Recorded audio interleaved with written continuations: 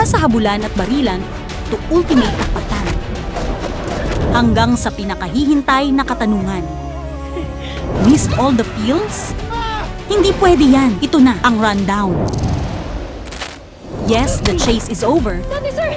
Successful ang rescue operation, Agent Alex is waiting for us. pero si Angelito still in mortal danger. Meron ba tayong malaking problema? Kaya nag-game plan si Kiara at buong ahensya May naisip ako makakatulong sa atin. Isa pang assassin. laban sa evil plan ni La Morte Bianca. I'm so scared. You're so scared. Pero ito pa, may pahabol na regalo siya para kay Kiara. Sa akin?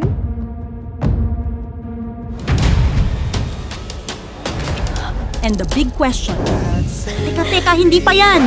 Paano niya nalaman kung saan ipapadala yung box? So are you saying there is a mole in the agency? Yung nagbibigay ng impormasyon sa kalaban.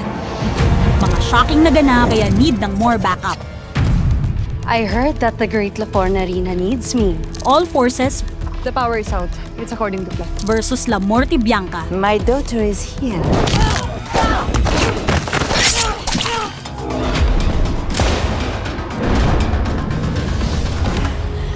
Mauna ka na. Ako na bahala dito. Dito na nangyari ang ultimate tapatan ng dalawa.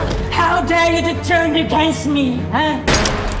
What the hell are you doing? Are you killing half of Manila? Are you mad? I'm madly in love with Kiara. And that? That was just a distraction. Arrivederci! But wait, kung nag-say goodbye na ang couple kay La Morte Bianca, sino na ba talaga ang totoong kontrabida sa istorya? Ay, next time na yan.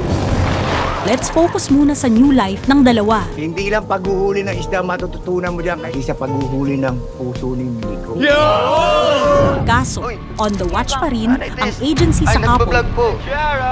Dahil sa poging vlogger. Pero ang kilig, over sa over.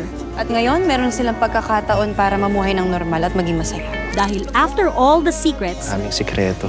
Maraming kailangan itago. ito na ang one matamis na katanungan. Will you marry me? Yes.